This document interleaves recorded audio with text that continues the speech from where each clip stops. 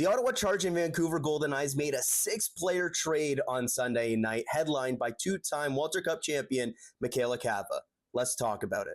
The Goldeneyes sent Cava along with forward Brooke, McQuigge, and defender Greco to the Ottawa Charge for three forwards: Shokhina, Mannon, McMahon, and Meixner. By cumulative pieces, the six-player trade is the biggest in PWHL history. So there's a lot to get into here. Let's begin on the Ottawa side of things, because I think they get the best player in this trade in Cava. 2 years ago, she was more of a depth player on the Minnesota Frost and then played her way into the top six and flourished in the playoffs. In fact, she's now won the league championship in 5 straight seasons, dating back to her time in Sweden, Russia, the PHF, and the last 2 years in the PWHL. She's been fantastic when the games have mattered most, and you look at her skill and her goal-scoring ability, that's a player that should be able to play in a top six. And in fact, the past 2 years in the PWHL has pretty much done that on the team that went on to win the Walter Cup. So why didn't things work for her in Vancouver? Well, she signed a 2-year contract as a free agent this summer with Vancouver, and kind of everything in Vancouver hasn't really gone to plan. You look at her production, just the 1 goal and 5 points in 13 games, just the 18 shots on goal as well. But that was still tied for third on the team in scoring with the 5 points. Things have not gone well for Vancouver, and I think Cava was a player that ended up getting pushed down the lineup as the team tried to go for a different mix. And in fact, on Saturday at Scotiabank Arena, she played just 1 minute and 15 seconds in what ultimately became her last game with Vancouver. I think she's going to get plenty of opportunity in Ottawa. You look at Mannon and McMahon going out the door for Ottawa, and that opens up a spot on the line with Emily Clark and Gabby Hughes. I think there's a great fit on the right wing there for Cava. But it's not just Cava that the Charge are bringing in. I also really like the addition of Brooke McQuigge. You look last season, as a rookie, 8 goals, 15 points in the regular season, and played in the top 6 for the Walter Cup championship team in the Minnesota Frost. Gets picked up in expansion by Vancouver and just never really found her role on this team. 0 goals, just the 1 assist on the season, mainly playing on the 4th line. And again, you look last season on a championship team, played in the top 6. Now, last year she led the league in shooting percentage. This year she has 0 goals. So clearly there's some kind of middle ground that she's going to settle into here. I think she has a lot more offense to give as a bit of a power forward type. And you look at the way that the Charge want to play, you look at the potential opportunities that they have in their lineup there. And I think she could play anywhere from the first line with Brianne Jenner on the left wing there to a more depth role as well. But I think that's a shrewd addition, because last season, I think trying to acquire McQuigge would have cost a lot more. She's also from the Ottawa area, and that definitely helps out.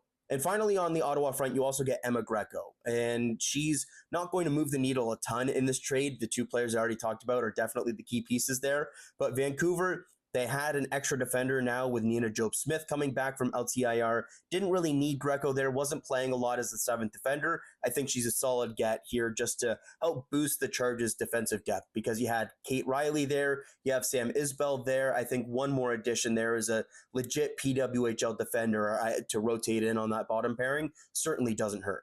Let's flip gears now to the Vancouver side of things, where moving out Cava, I think, really signals that this was not working for Vancouver. They needed to shake things up, and they certainly did that by bringing in 3 new forwards. So let's begin with Mannon McMahon, who I think is the key piece of this trade, because she can play center. She played center in college. She played center a little bit for Ottawa, but I think it's something where the Goldeneyes clearly had a need at center with Sarah Nurse out of the lineup. It was something that really exposed their lack of center depth or center options when she went out of the lineup. I think McMahon is better on the wing, but she can definitely play center, and I think having one more center option for Vancouver is very important going the rest of the season. If they're to bounce back, make the playoffs, they need at least one more center option here on this roster. The success that she had on a line with Gabby Hughes and Emily Clark, especially in last year's playoffs. So she's clearly trusted alongside talented players in the top 6. I think there's an intriguing fit on the right wing with Jen Gardner and Hannah Miller potentially, or if she plays center and maybe centers a 3rd line there for the Goldeneyes. But I think the highest upside player in this trade for the Goldeneyes is Shokhina, a 2nd-round pick by the Charge this summer, coming over from Russia, a surprising draft pick for a lot of people. And the way that Ottawa talked about her after the draft, it sounded like they thought they got a steal in her, talking about her offensive skill, talking about how she was one of the top 5 most talented players in the draft, talking about how she could be a potential superstar in this league. and she just never really was trusted by Carla McLeod and the rest of the Ottawa Charge staff. Really never pushed up the lineup. She was actually scratched for the first game of the season. Coming from Russia to the PWHL has had a harder time transitioning than Finuza Kadyrova, even though Shokhina, I think, has higher upside given her raw offensive ability. If Brian Adolski and the rest of that Vancouver staff can get her comfortable in the PWHL, can unlock some of that offensive ability, then maybe that's how the Goldeneyes can win this trade, if they can really figure out how to get the best out of Shokhina as an offensive gifted player in this league.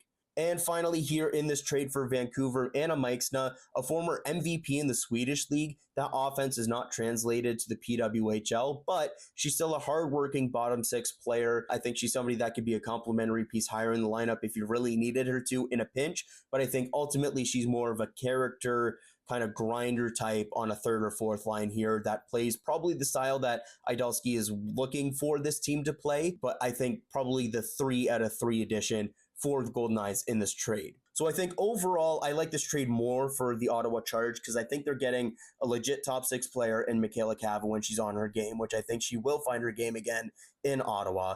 I think they have another potential top 6 player in Brooke McQuigge, given what she did last year as a rookie. And I think Emma Greco doesn't move the needle a ton, but is a solid depth defender to add. It's tough to give up on Mannon McMahon. It's tough to move on from Anna Shokhina, just given kind of the way that you hyped her up in the summer. For Vancouver, there's upside certainly in this trade, and I think they're getting a very solid player in McMahon. I think there's a lot of upside in Shokhina if you can unlock that, and I think Meixner is a really solid player that maybe brings that bottom 6 together a little bit more than what it currently has. But overall, I give this trade an A grade for the Ottawa Charge. They've struggled to get free agents so far, or even retain free agents so far in their short history. Cava was a player that they probably were interested in this summer and weren't able to get in free agency. You get her a short while later for a few players off of your roster, in addition to Brooke McQuigge, who I think is a really solid get.